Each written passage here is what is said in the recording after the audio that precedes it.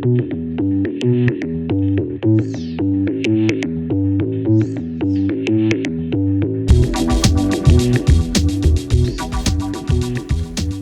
it going? Welcome to another episode of Lost Like Mike. I am your host, Mike Gonzalez. Thank you for subscribing. Thank you for listening, hanging out, coming by for whatever duration. Appreciate the comments and, of course, the topic suggestions and the questions, comments at my email, lostlikemike@gmail.com.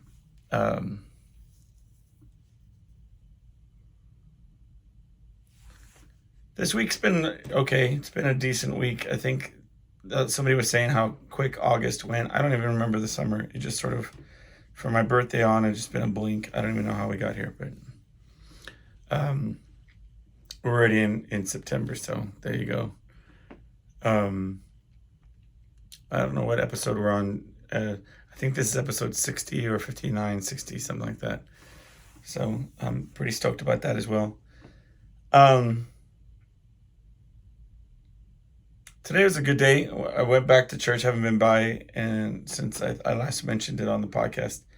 The wife and the baby were sick last week, so we didn't go, if I'm remembering correctly. Today was a good message too. All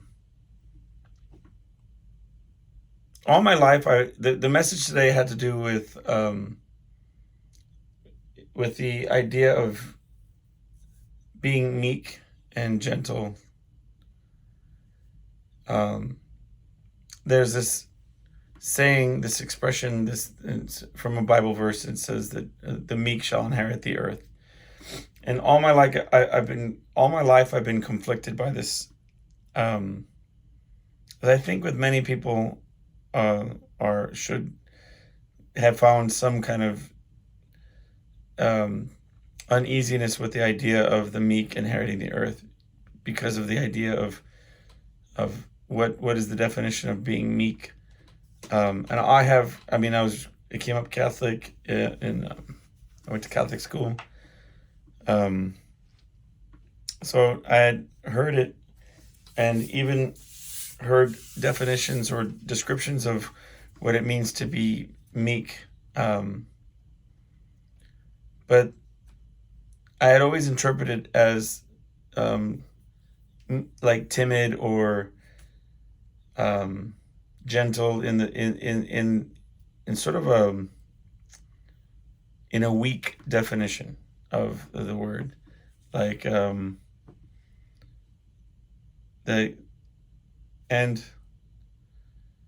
today it's the preacher who I swear, the pastor is very good. I really enjoy him. If you ever have a chance to listen to Pastor Ray at I'll put the link, probably, if I remember to do it. But I have it in my pocket, actually. For Oakwood Church out of New Braunfels. Pastor Ray is his name. And just listen to his sermon. He's funny. He's down home, kind of a very real individual. And I often will think about how he really is just a conduit, like directly tapped into spiritual forces that are greater than what we know. I was having a conversation with my son about this, which is, when he was little, he didn't. I came up with religion in a weird way as well. Because although I often say that I was raised Catholic, I wasn't raised Catholic by my parents. I was sent to Catholic school, 1 year Baptist, but I went majority, St. Teresa's, St. Joseph's, put a saint in front of it, and I was there. And it's really a long story as to why I was there, and I think I've gotten into it in certain episodes, but we weren't necessarily, it wasn't like because of not liking the educational system of the public schools. It had to do with other things. But anyway, my parents, however, kind of followed a non-denominational Christian path. They believed in, they believe in Jesus Christ as their Savior and that kind of thing, but not under any sort of like not Catholic or Protestant or Baptist or anything like that. It was sort of a non-denominational Christian gathering, right? That they would participate in. And so when I say Catholic, I'm referring directly to, like, I enjoyed the pomp and circumstance. I always enjoyed the ceremonialness of Catholic service.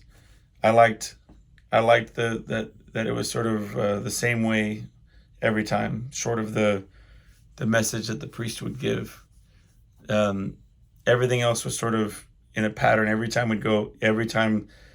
and that's the whole thing about Catholicism. It's about the sacraments and the practice, and it's very regimental.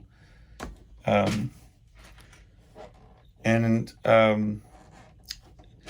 not to jump around in different topics, but I'll get back to what I was saying initially about the meek, but to understand the context of where I'm coming from religiously, it was not something that was pushed down and you have to follow this or that. Certain people from the different my time in the Catholic school would really try to drill it down and paint me in a corner to like profess my devotion and confirmation to the Catholic faith or what have you. But for the most part, it wasn't something that was like, we didn't go to church every Sunday. We went to church periodically. But the common theme in my growing up was my family could never find a church that they were down with. It was always one thing or another that would turn them off.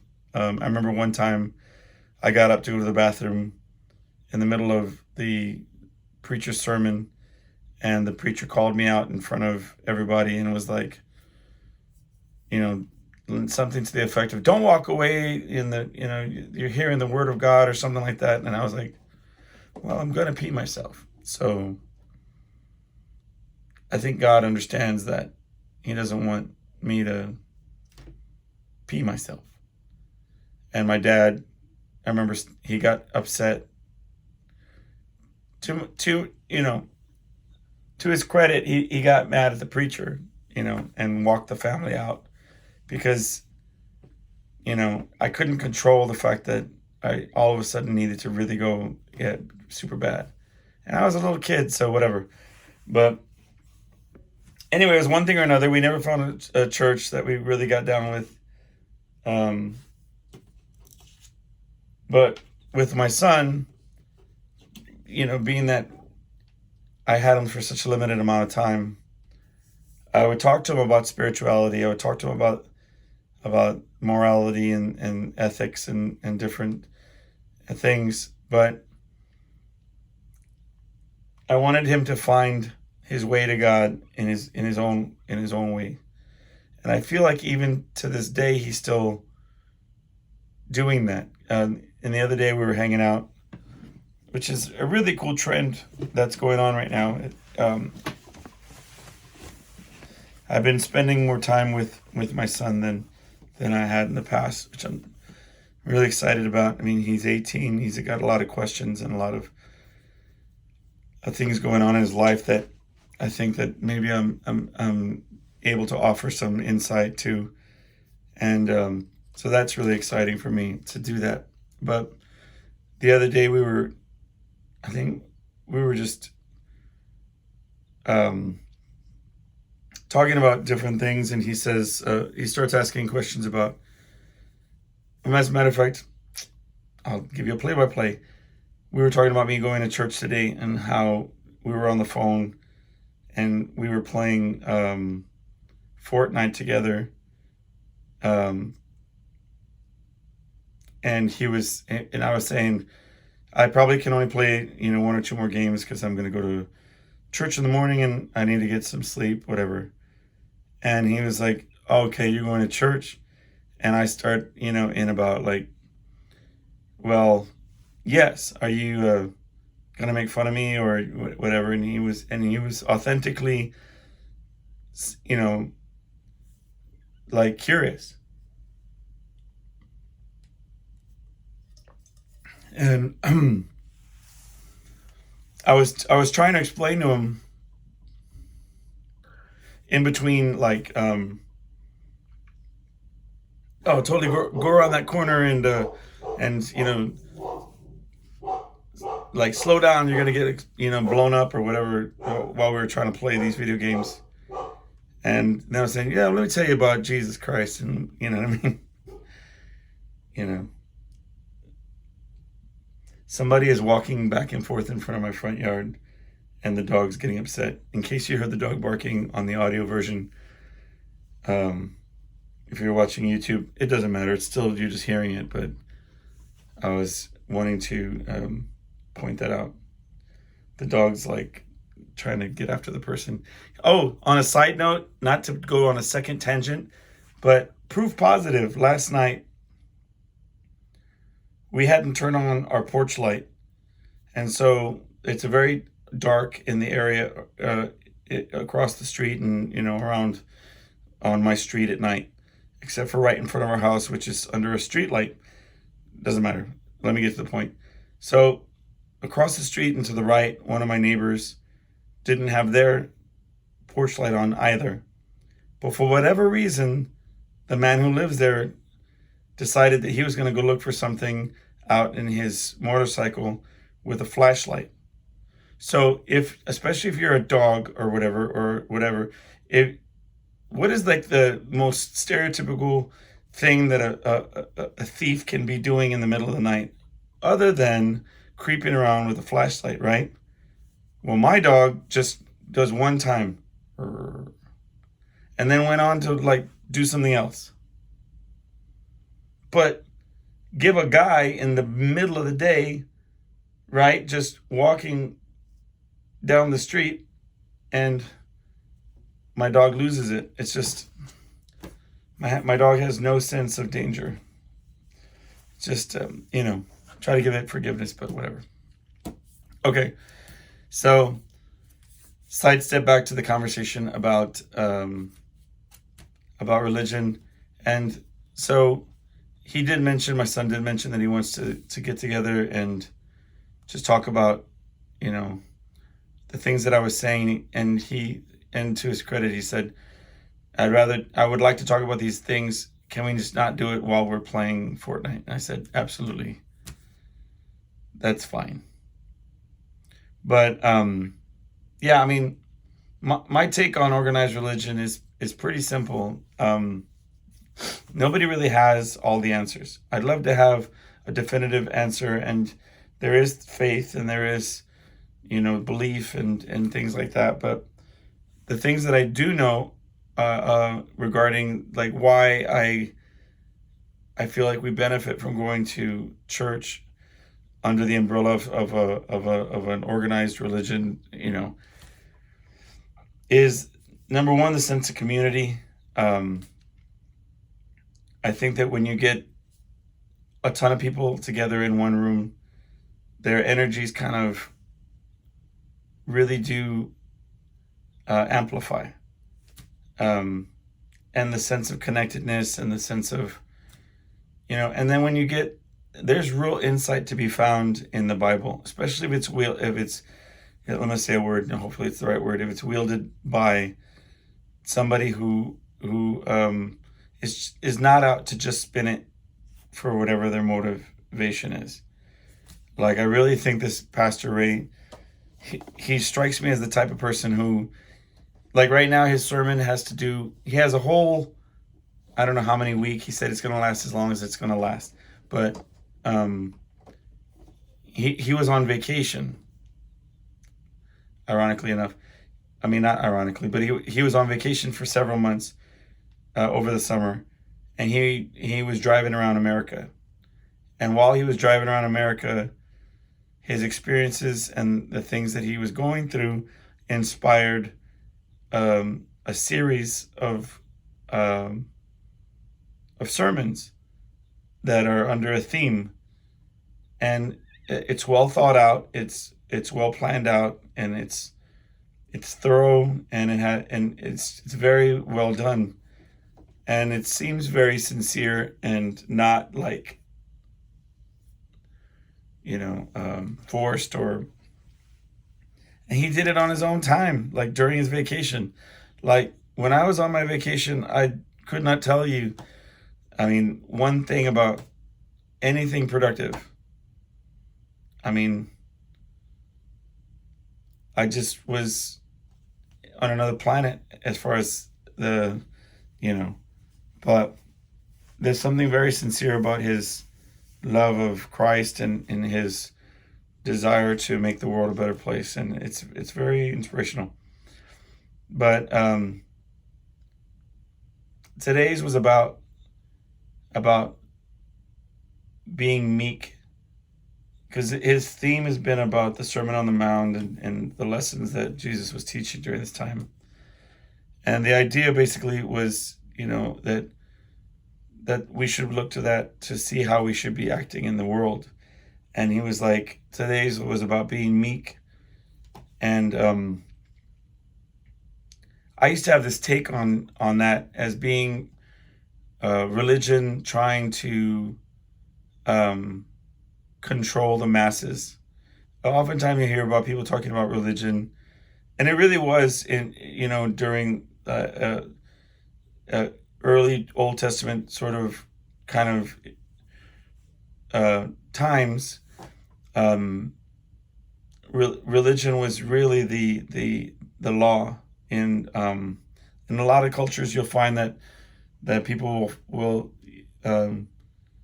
adhere to the God's laws faster than they will some sort of governmental overwatch of what they're doing. Their fear of afterlife and consequence versus and justification of the punishments that do exist within their society were based on religion. So, but a lot of times, they would justify their responses to crime based on the organized religions. But really, I'm not kind of going to that extent, but I'm just saying to the extent that if you convince an entire society that if they are meek and gentle by those definitions, and they'll inherit the earth, then they're easy, malleable, and they're controllable, right? Okay. But Pastor Ray's argument today was that the definition of meek is to be strong, is to show strength with control, to be powerful and mighty, but with constraint, right? Like, I think, and that's a very pretty great way to put it. And the examples that he was using was, for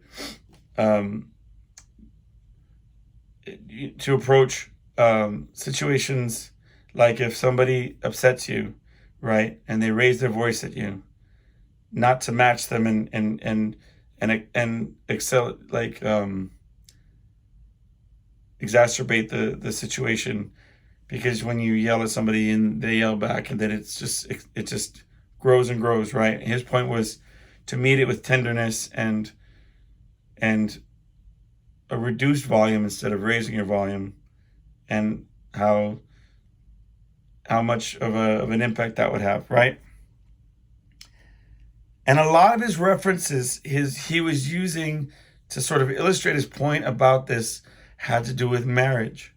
Okay, saying stuff like, do you feel like that when you're critical of your husband or critical of your wife, and you're belittling them, and going to your girlfriends or your boyfriends, and being like, you know, he's such an idiot, like talking about your husband, or how, and she's so dumb, talking about your wife. Like, do you think that that's um the way to go? Like, should that be the way that or rather, should you build up your significant other? And he was saying things like, if you do this, then if you build up your significant other, then you'll bring out the best in them and stuff like that, right? And my wife Julie was just writing notes, and I'm like, hell yeah, praise God. I even wrote down on her piece of paper, I said, take good notes, and had a laugh about it or whatever. But she was sitting there writing. I was like, man, what are you writing over there? Like, she was really following what this guy was saying. And they have like a section inside the where you follow along with the message. I'm telling you, he's very organized, and he has notes on ways of putting into practice of. And then he was telling a story, and I'm watching her just write things down, and he says, and I know sometimes you walk around thinking that you're the big enchilada, right? He said that, and then, but you're not. Whatever, blah blah. He goes on to whatever, and then as he's saying that, she gets out her phone and she starts typing on it, and I'm saying, she's taking notes, and now she's looking for references. What's going on? So I peek over, and I'm like, what are you doing? And she was Googling Mexican restaurants, because all of a sudden she figured out what she wanted for lunch.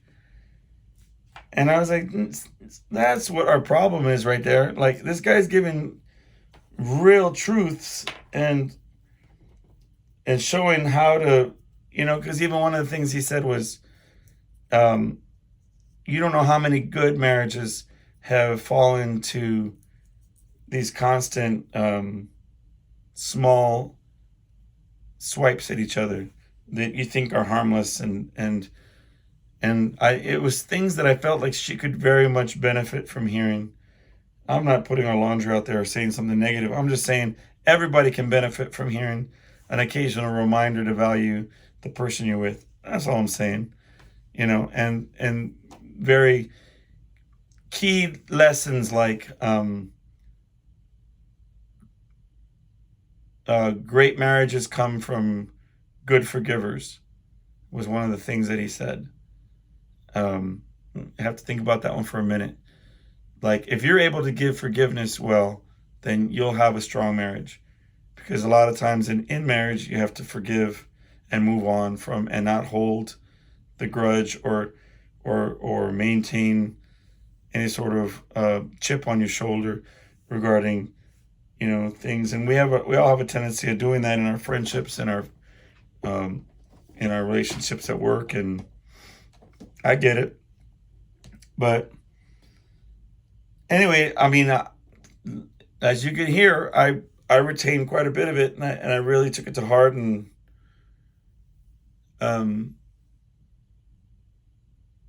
you can get this impression from this guy, and you'll hear it yourself if you ever take a listen. But like, you can really hear in his voice that if he could shake you and put the words in your mind and make you understand it, that he would. Like you can feel the heartbreak in his voice when he thinks, I know that not everybody, he doesn't say out loud, but like, for example, he said, now you go get in your cars, and you're driving away, and you look over to your significant other and you say, I'm going to be tender, and I'm going to make myself be more gentle with you and understanding.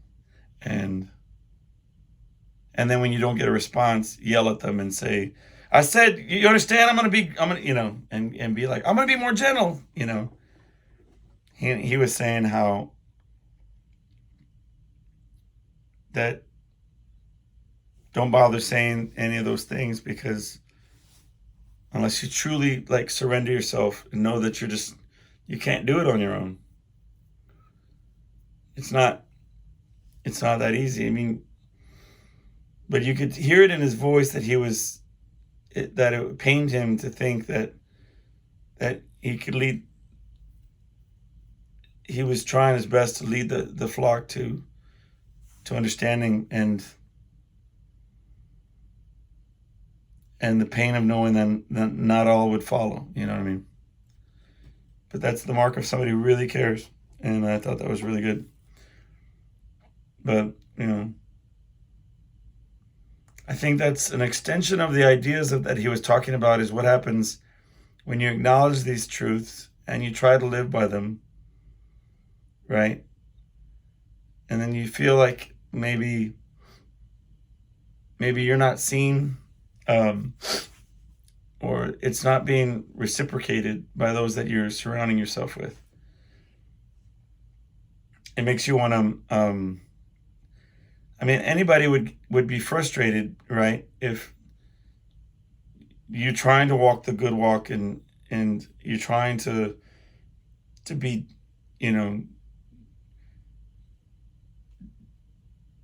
like restrained and meet a hostility with tenderness and with patience and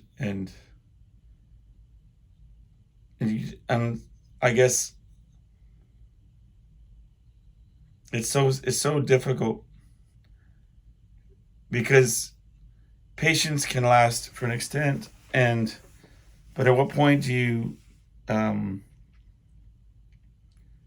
because it's a very frustrating thing to like try to hold on, and you can test yourself, try it out. I was riding with my daughter, and she was getting upset about something, and I was trying to speak to her calmly, and she was speaking with agitation, and you're doing great, and then all of a sudden you snap, and because your job as a parent is to call them out when they're doing something that they should not be doing for the rest of their life. And how do you do that in a way that's not where you don't lose your cool, but at the same time you don't let them know. You have to let them know that behavior is not acceptable. Like, you don't talk to adults that way. They're not just gonna, especially, and you take for granted, because perhaps you are articulate and perhaps words come easily to you. And maybe when you're faced with adversity and somebody comes at you incorrectly, you can let them know just how, in what way they're incorrect and how, but not everybody is. Some people were not blessed with that ability to just word vomit the exact thoughts that are in their mind in such a way that are understood by others. So when they try to attempt to let the person know that they're upset, the frustration sets in because they don't know how to put into words what's on their mind.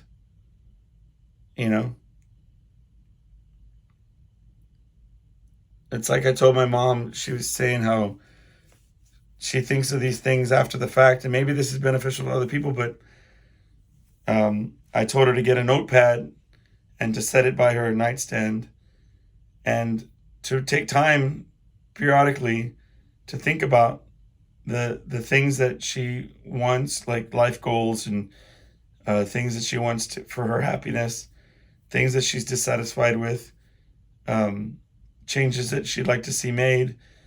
And occasionally, if she can't come up with the right words, make whatever notes that she can, and then revisit them and try to find the words over time so that when she's posed with the questions, that she would be able to reference back and say, okay, give me a second. And then, all right. And then read a prepared statement regarding the different things. I mean, it does take a little premeditation, but I think that's part of the trick is to, because more often than not, we're in a situation, somebody says or does something to us that hurts our feelings. Sometimes, man, I'll be honest with you. Sometimes I don't even know what hurt or that it did hurt. Sometimes you'll hear me get mad, and then like an hour later or something, I'll be doing something different, and I'll say, you know what? That's why I went off, because that really hurt my feelings for these whatever reasons, and this and that other person just doesn't know anything about that. All they know is that you chewed them up and, or bit their head off regarding something, or responded too harshly to something. And I do agree to a certain extent that sometimes you should walk away from a situation, right? If something gets whatever, but only with the understanding that it's like the Geneva Convention, like, of like fights and disagreements among people you care about. Like, I'm not talking about like, you cut somebody off and they flick you off, and then, you write down their license plate number and then like look them up and drive over to their house and like knock on their door and come over and say, yeah, so the other day you cut me off and it really hurt my feelings. I'm not saying that. That's ridiculous. But I'm saying that there are people that you're surrounded with that love and care about you. And I think, like, my wife has a really bad habit of this. She'll be like, all right, and she'll walk away, right? But never to revisit that topic under that context again. The next time you're going to hear about that topic is when it happens again, and then the argument starts off, no, I'm not talking about this, and then walks away. And you say, no, we have to finish it, because if we don't finish it now, then you're never going to come back to it until we're in the same exact position, and then you're going to walk away again, It drives somebody absolutely crazy. But what I'm saying is, if you said, all right, listen, you want to be all mad pants? Cool. I'm going to be mad too. But we're going to you go to respective corners. You write down whatever this is about. You make your bullet points. I'll make my bullet points. Because obviously we're just at each other's throats right now. I get it. But, I promise we're going to come back and we're going to mash this out. We're going to figure it out. Whatever that means, right? I think that's a healthy thing, because if not, it festers. It's going to be on your mind forever.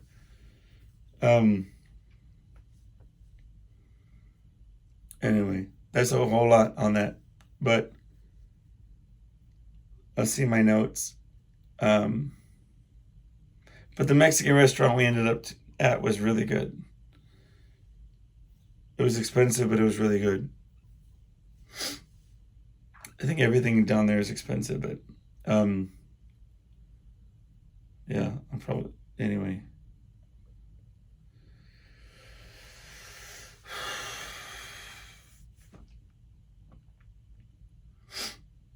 I think it's important to have checkpoints, like with the thing, like, it's important to check in with yourself periodically. I'll tell you where it's coming from, okay? So I finally said, you know what? Enough procrastination. I'm going to do a weigh-in today. And I had been avoiding it.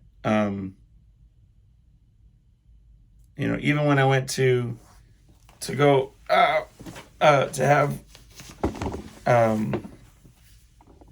my procedure done, I weighed in, and I was like, well, that can't be accurate because I've been fasting and all this other kind of stuff. So this one doesn't really make sense. But I weighed in this morning, and I'm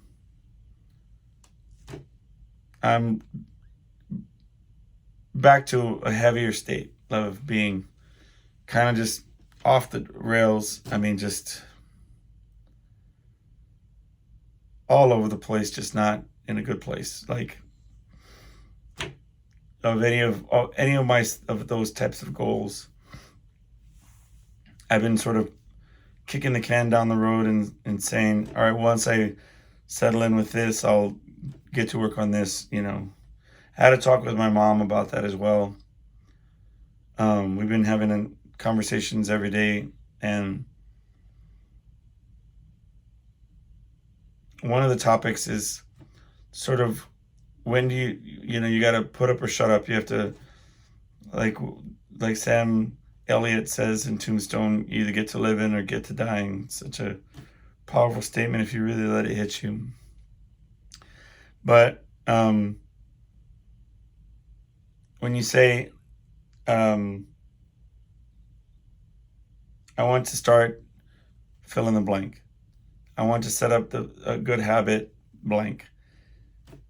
And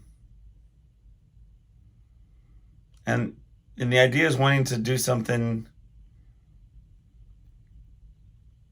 but you make all these excuses. There's nothing that more illustrates that it's sort of futile to do that, and so destructive, than viewing it over a period of time.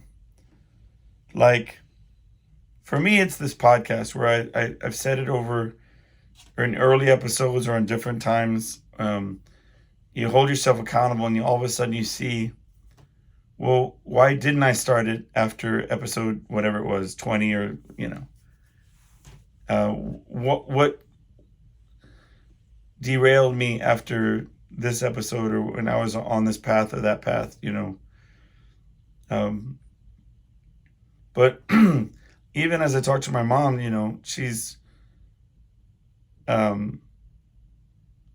obviously, she's 80. But the time for those types of excuses are kind of done. You know what I mean? Like if you say, I'll start it soon, or wait for X, Y, or Z, I mean, you begin to see the clarity, the futility of that. Because, tomorrow's not promised to any of us, but I mean, at the older you get, obviously that significance sort of is magnified, okay? So, but if you put it in perspective and you say, you know what, I'm not myself, I'm not gonna, I don't want to do that. I don't want to say, you know what, I'm gonna lose weight, I'm gonna get in shape just as soon as, I think that's, it goes back to having things written down. I think the second that you start saying that, it better be within the context of a very specific schedule. Like, by this date, I'm going at X, Y, or Z, and periodically check in with yourself. Somebody once said, like, if you weigh yourself every day, that'll drive you crazy, and it's not accurate, and all these other things. And I get that, and I agree with that. But I think that there's a compromise to be found either one of two things. Either you weigh yourself with a grain of salt that plus or minus this is accurate. So if you find yourself 5 pounds heavier, then you can, and it's consistent over a 2-week period, you could say, wait a minute, hey, I've gained 5 pounds, that's significant. It is something that is quantifiable and measurable. And, it's like needing to let that extra belt loop go and then saying, it must be because I ate a lot of rice or drank too much water. I must be bloated. It must be what it is. And then you say, wait a minute, I've had to let this belt loop out for a week. Maybe there is something to it. You're actually recognizing a change that might be more than just a fluke. Anyway. But I think that it's highly important to check in with yourself. Just to stop from really things getting out of hand. I think that a lot of arguments can be made for wanting to stay in a state of stasis where everything's comfortable and not being challenged and not, out of a comfort zone, where you're safe and warm and people like to live there. And the danger is that you can wake up and months have passed and you spiraled into a deeper hole than you were before you allowed that to happen. Yeah. It reminds me of another conversation I had with my son regarding his future with choosing where he wanted to work or what type of career he wants to have. And sometimes he'll say things that I wonder where he gets it from about settling or just doing what he has to do to make money to control his pay his bills and whatnot, to try to not have to just live paycheck to paycheck. And for me, it's like, damn, you're 18 and way too young to just be satisfied with having to just make ends meet. I talked to him about passion and doing things that make you feel fulfilled. And we got into the idea of the purpose of life being more than just getting by, like the things that define us, the things that give our life purpose are the things we create, the things that we can stand behind and proud of. And sometimes that is, manufacturing jobs or, hands-on jobs. Sometimes it's customer service jobs that your time in those places makes you feel whole, because you feel like you're doing a job well and you're taking care of whatever it is that you're doing. I mean, that's okay too. But, whatever you're doing, like I tell them, I have time that I take where I make music, I paint, I write, I create, and all of those things give me purpose and make me feel better about every day that I get. And I feel blessed to have those days.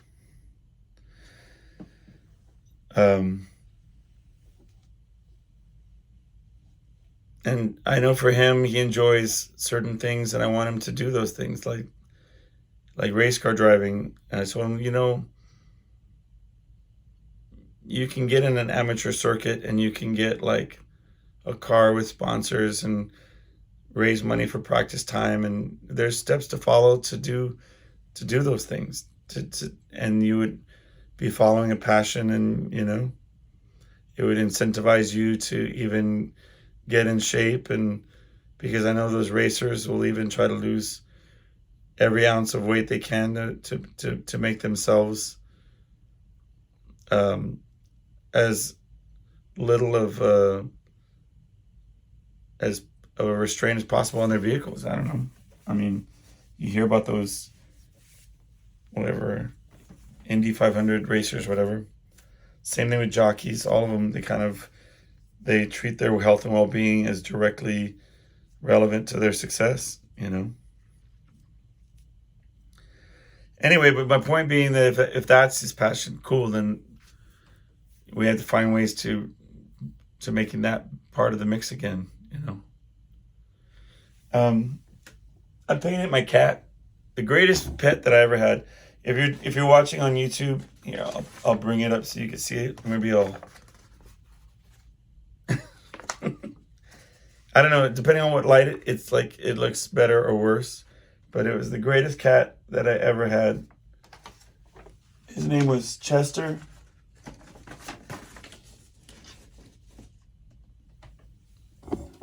Chester was the greatest pet cat ever. He could fetch, and he loved sparkle balls, and he loved to talk, and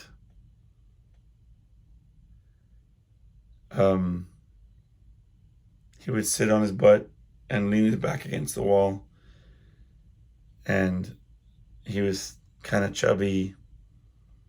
He didn't like very many people, but he liked me, which is always kind of a weird, selfish thing that people have with their pets. Like, I want my dog to be friendly, but I would like him to like me best. It's like, why not just have your dog love everybody? I don't know. But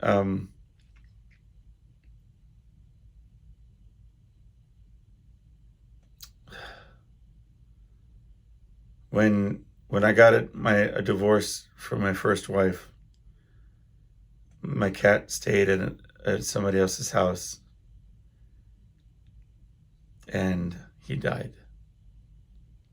Probably thinking that I abandoned him,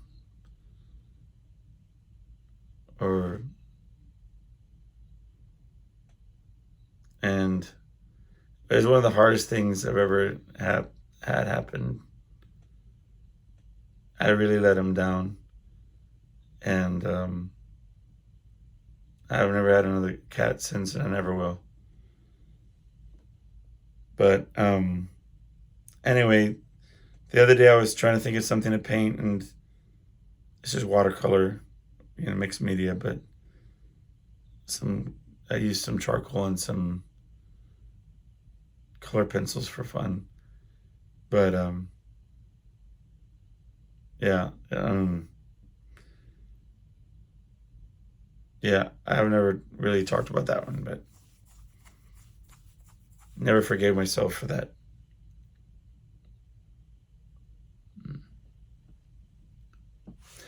One other memory came to mind recently, and I kind of was putting it out there. And if you're still listening at this point, you can think about it for a second.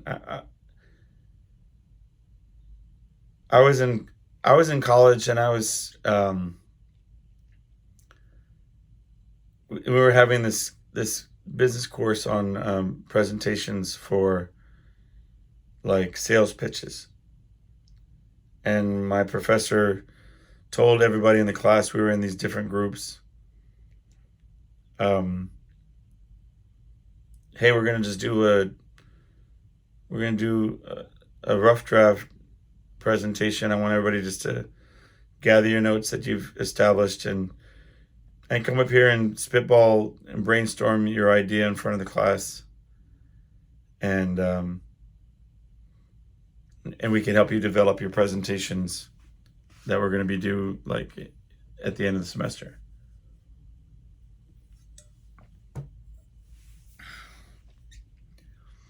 And one group went up, I remember,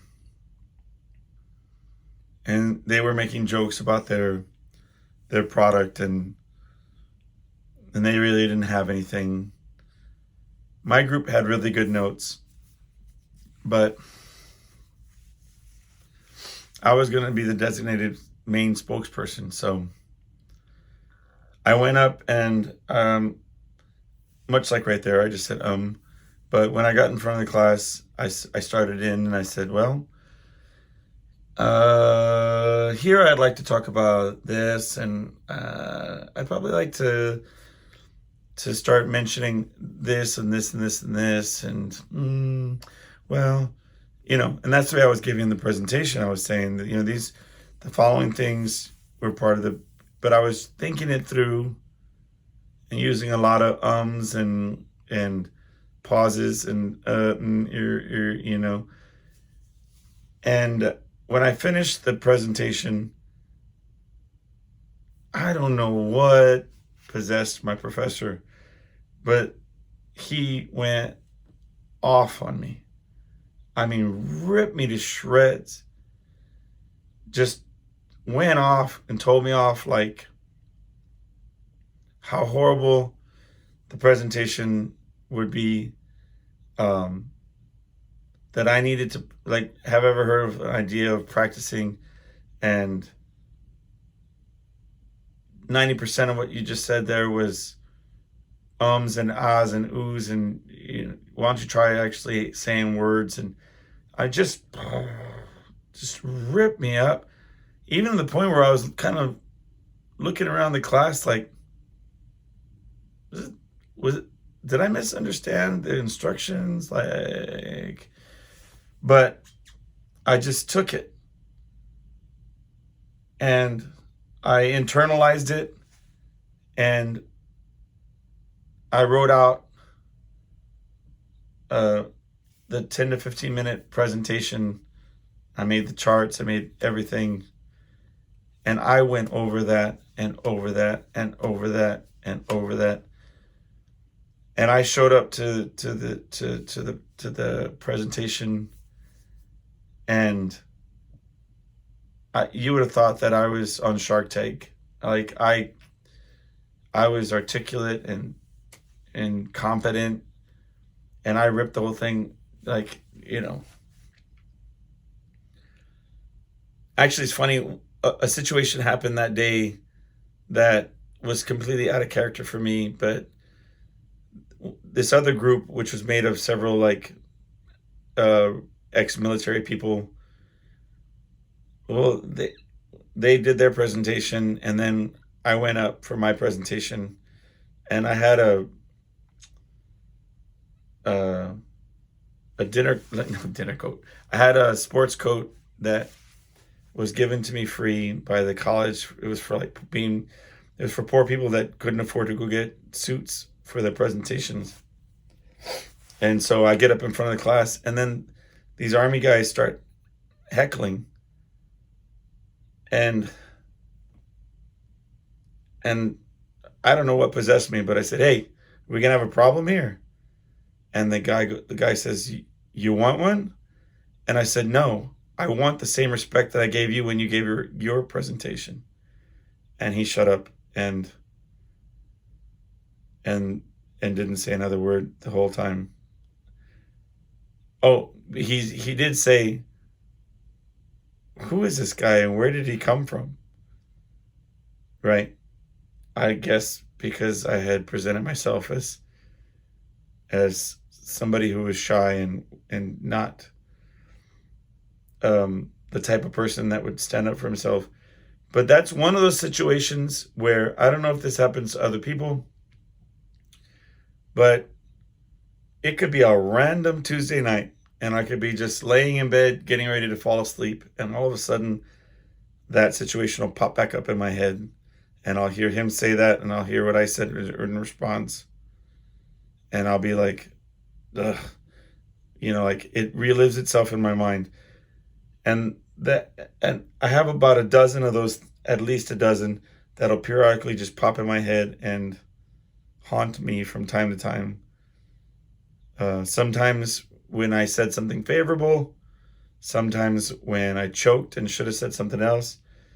But in that instance was one of those situations where I was proud of myself for sticking up for myself. And then after I finished with saying that to that person, they said, whenever you're ready. And I said, all right, we're ready. Let's go. And then I went off on my Shark Tank thing. But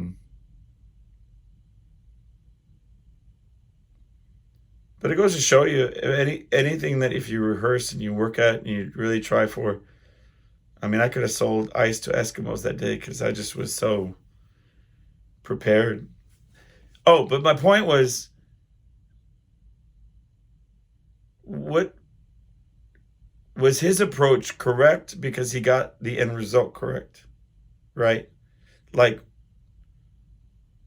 I don't know why if you ask the professor now, he would probably say that he saw potential in my product or and thought that I was doing it a disservice by presenting the way that I was, and maybe he was encouraging with tough love. They might sell it that way. I think sometimes in this day and age, a lot of young people would be reporting it to the dean or something, that they were obliterated by the professor, because he didn't pull punches. He was really harsh, and not harsh to anybody else, and did not, I could tell you, the garbage that came out of the next group and the next group. It was supposed to be a brainstorming session. We were just supposed to be there ribbing on whatever ideas that we had and hearing the input of everybody else. But I took it because I come from that school of thought. I come from that where I respond to being crushed with, and almost out of anger, I come back and almost out of spite, I'll try to do better. But maybe love and encouragement might have, done better for me. I don't know. I remember, recently I've been watching that new show on Disney about the Jedi. Only I'm telling you, I'm scraping the bottom. I'm watching everything I get my hands on. Ahsoka, which is actually pretty decent. It's not bad. But I mean, again, there's a lot of traditionalists and Star Wars heads and people that, they love to criticize everything that comes out. You can't please everybody. Who cares? Anyway, but she said something about that I've heard many times used with arguments of the Force and stuff, that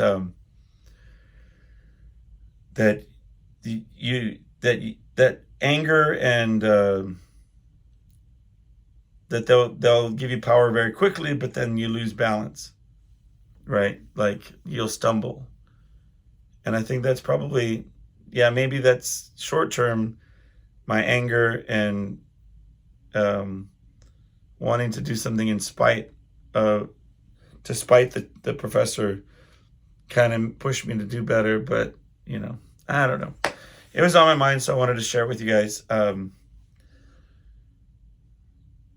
My presentation was the best out of everybody's. Not to toot my own horn, but I would be damned if I wasn't going to go out there and say one or whatever. I think that I had every one of my pauses was like Barack Obama pause. You know what I mean? It was intentional, but I don't know what made me think of that, but I had to get it off my chest. Maybe it'll haunt me in the middle of the night, like other things.